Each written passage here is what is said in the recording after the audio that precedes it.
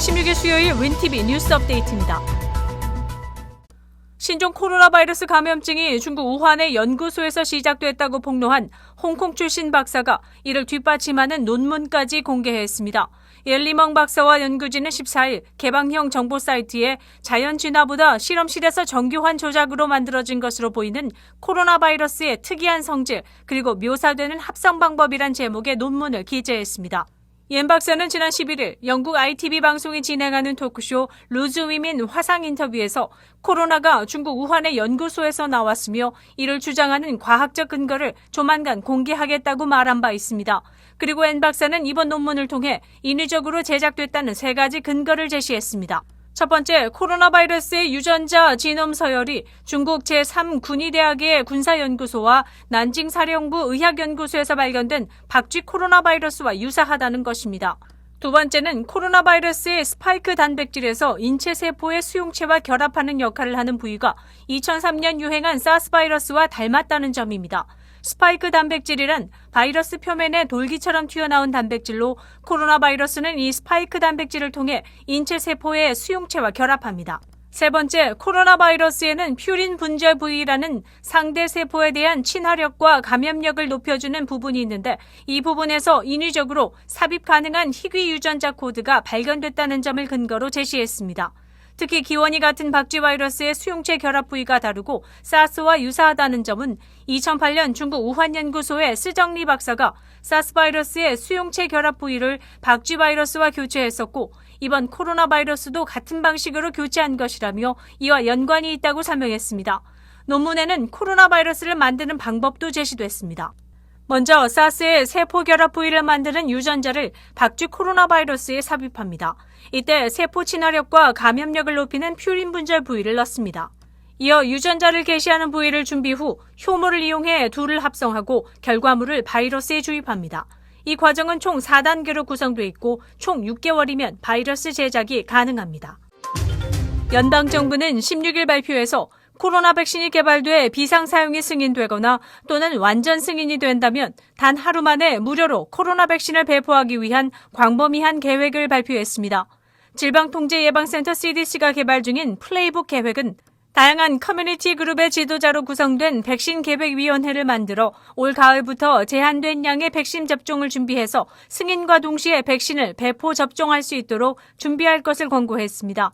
제한된 초기 백신 물량은 의료 종사자와 필수 직원, 중병 위험이 높은 사람들에게 우선 접종하고 일반 대중에 대한 무료 백신 접종은 올해 말이나 1월을 목표로 접종 계획을 잡고 있다고 밝혔습니다. 도널드 트럼프 대통령은 16일 공화당원들에게 2차 재난부양 법안 금액을 늘려 민주당과 협의할 것을 촉구했다고 알려졌습니다.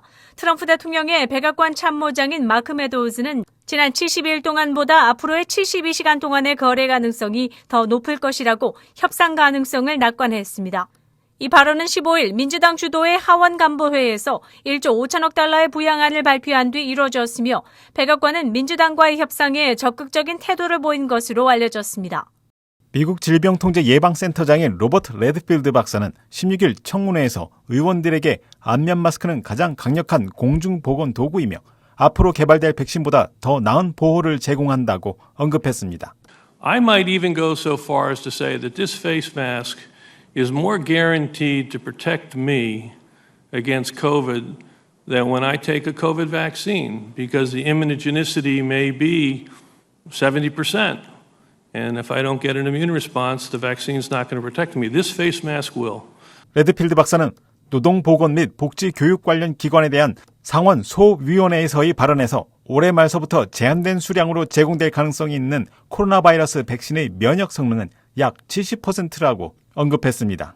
백악관의 코로나 바이러스 고문인 앤소니 파우치 박사를 포함한 다른 최고 보건 전문가들은 98% 이상의 면역 성능을 지닌 백신을 개발하는 것은 실질적으로 불가능하며 FDA는 앞으로 개발될 코로나 바이러스 백신이 안전하며 50% 정도의 면역 기능만 있어도 승인될 것이라고 밝혔습니다. 노스캐롤라이나에서 감염 추적 회사의 프로그램 오류로 수천 명의 사람들에게 코로나 바이러스에 확진됐다고 통보한 것으로 알려졌습니다.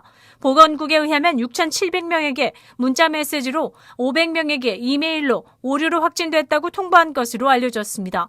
보건국은 이 오류는 30분 내로 해결됐으며 문자 메시지나 이메일로 받은 코로나 바이러스 확진 메시지는 무시하라고 알렸습니다.